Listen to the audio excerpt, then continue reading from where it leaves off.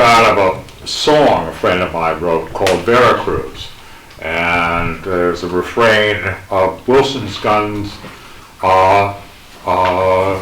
in Vera Cruz, and I never knew about this, so I researched it and came up with the odd finding that both Jack London, who was the America's, that time, celebrity writer, was there, as well as Douglas MacArthur, both about the same age, who went on to become the Caesar of the American 20th century.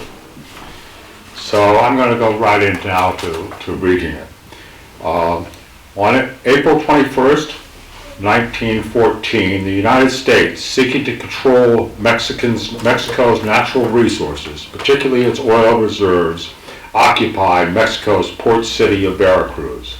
Most people of the United States and the world thought the occupation of Vera Cruz was a first step in what would be a full-scale invasion and annexation of most, if not all, of Mexico. Reporters, adventurers, and entrepreneurs from all over the world flocked to Vera Cruz for a ringside seat at the beginning of the American Empire. I'm going to do a difficult thing, which is read all the parts.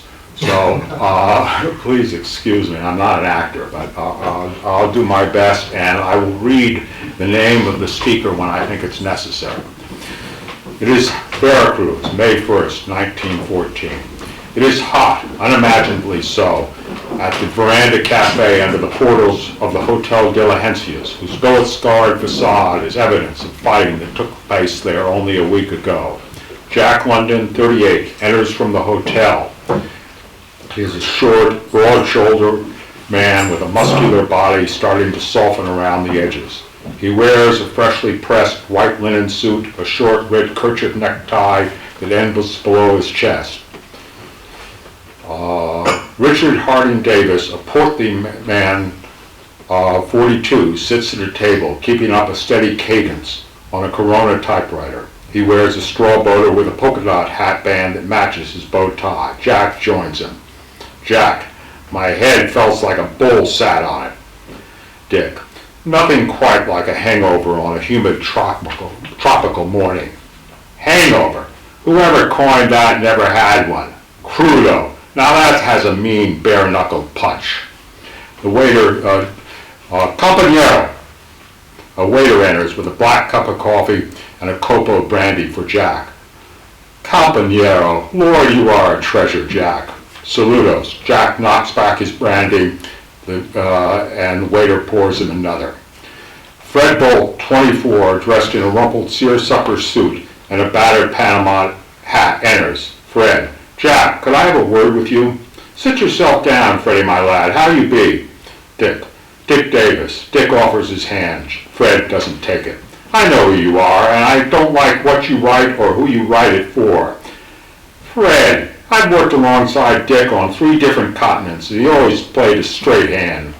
I don't call it glorifying the slaughter of working men for the benefit of capital playing a straight hand. Dick notes the arrival of a young U.S. Army captain with an excess of expensive luggage. Dick, if you'll excuse me, one socialist before breakfast is quite enough.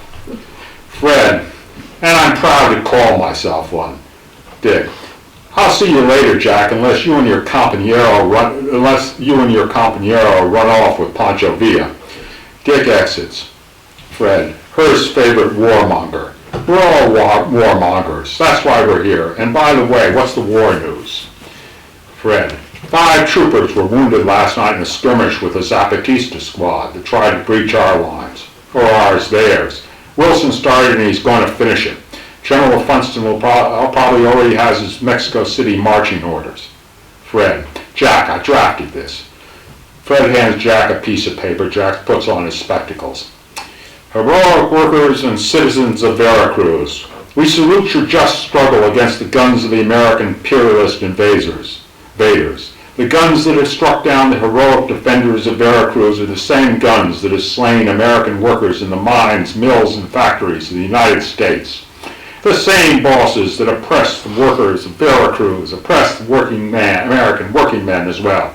Same enemy, same fight, yours in solidarity, Socialist Party, USA. Fred, on the other side I'll print your letter.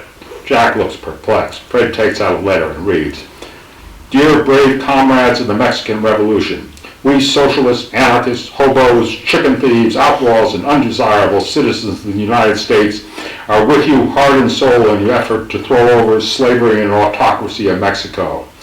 All the names you were called, we have been called. And when graft and greed get up and begin to call names, honest men, brave men, patriotic men, and martyrs can expect nothing else than to be called chicken thieves and outlaws. I subscribe myself a chicken thief and a revolutionist, Jack London. Those were the days, eh, lad? 1911, but it could have been written last week. I heard you were with the Wobbs when they helped Magon take Mexicali. Jack gives a coy shrug. You turn a good phrase, same enemy, same fight. Debs used it in his homestead speech. If you want to steal, steal from the best. Party give you authorization to put this out in their name? How could they? I'm certainly not going to try to cable through military censors. There's nothing in it they disagree with, nor Debs for that matter. Fred grabs it back and takes out a pen. Altering it. Fred Bolt, American Socialist Caucus of Vera Cruz. How's that? Jack. Fine if you want to be on the next transport out of here. As soon as that lands on General Funston's desk, there's going to be an expulsion order coming off it. Mine too, if you print that letter. It's important that Mexicans know that not all Americans, most Mexicans can't read, half of them can't speak Spanish. What that is, Fred. Speaking of your petition, now, this is comrade to comrade, so don't take offense. But what your petition is an ill-conceived piece of East Coast college boys' socialism. Before Fred can reply, there she be, my dearest beloved. Now isn't she a welcome sight in the morning? Charmian London, 43, a pert short woman in a white blouse and gray skirt, carrying a folder, approaches the table. Jack grabs her and pulls her into his lap. Jack, everyone is looking, tipping his hat in their direction. Let them look, and learn what true and lusty love between she-made and man-made is all about. He gives her a big kiss on the lips and then moves the typed sheets from the folder. Charmian, 1,248 words. We did a good morning's work, if I do say so. Where are the expenses? Last page, I included Nakata's tropical suit and the sundress I brought at Hinks for the trip. Good girl. Have them send the remittance to Eliza. Jack takes the folder and begins to edit the copy. Charmian rearranges herself in a convenient chair. Acknowledging Fred, she offers him her hand. Charmian London. Fred Bolt, Newspaper Enterprise Association. You must be one of Jack's new friends. We met last night and found we share more than a coincidence of being in Vera Cruz. What is that? We both carry the party card. I too. Then I may call you Comrade London, if you want, but our friends call me Charmian. Reads pretty good, don't you think? Good enough for colliers. Most of the readers just look at Jimmy Hare's photos anyway. Not when you're writing them, mate. Have the cot run her over to the telegraph office. Jack slips the copy back in the folder and flips it in her direction. Charmian grabs it, jumps up, and gives him a mock salute. Yes, sir, Mr. God Almighty. To Fred, that's what our boy Nakata calls him when he starts ordering us around. Jack takes a playful slap at her backside. Off with you, wench. To Fred, I'm a lucky man to have a mate like that. Now tell me, lad, what are you going to do with that screed of yours? Jack, maybe you're right, but it makes me so damn angry. Of course it does, but a fighter has to know when to pick his punches. He may have the best left hook in the world, but if he doesn't know when to throw it, it's ass over tea kettle in the first round. Same with words, Fred. The punches in their timing. I see your point. Just some comradely advice, and I thank you for it, comrade. Fred deciding tears it up. Jack starts to leave. Jack, I'm not sure, but I think I'm onto something big. Something that will show this invasion for what it really is. I heard rumors that the night of the surrender, some Mex prisoners were shot for sport.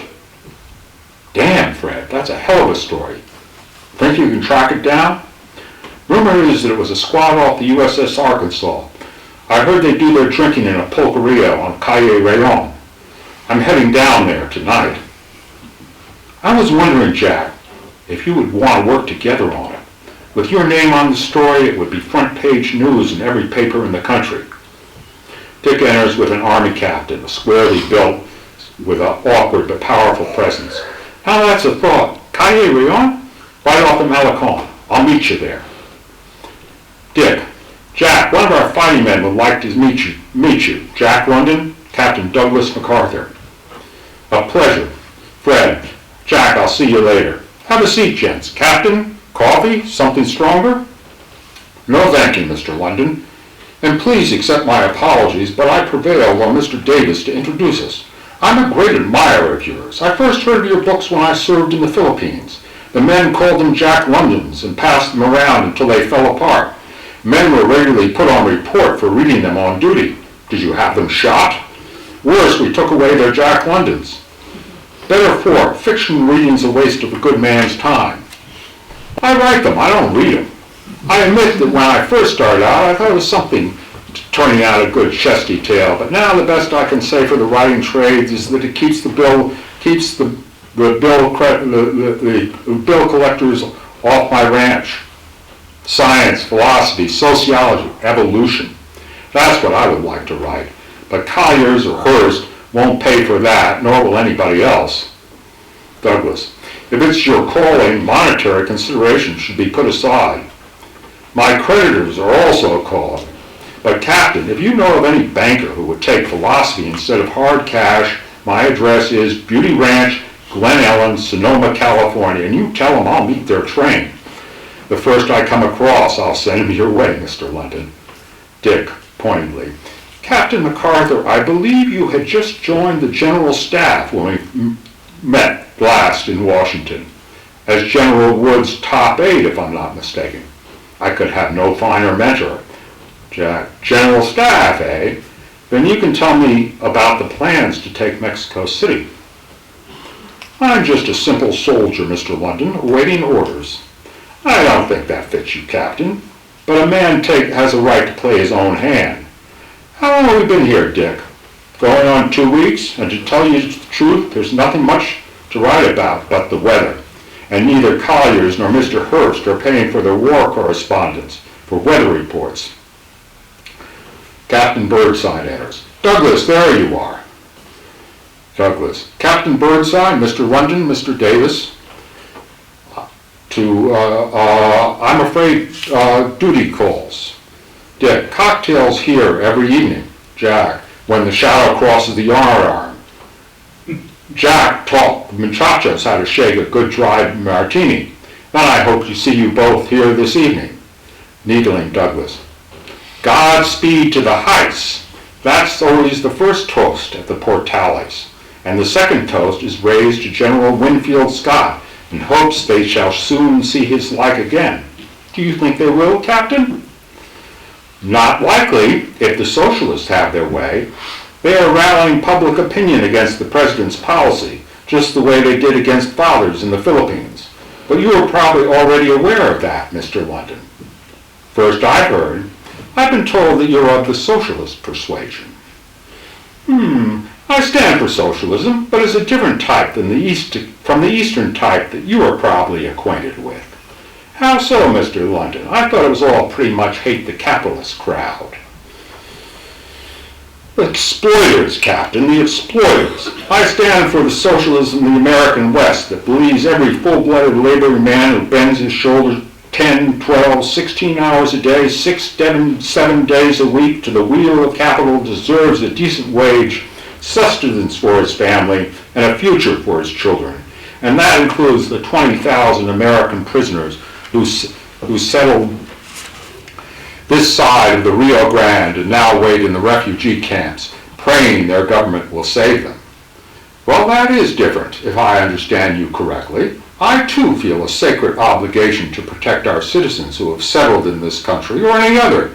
And let me assure you, while I believe some of the practices of our capitalists are not to be condoned, Dick sardonically, child labor. Precisely, Mr. Douglas. Your mother's book on the subject has a prominent place in my parents' library. Douglas, Captain Burnside. Douglas, we're keeping General Funston waiting.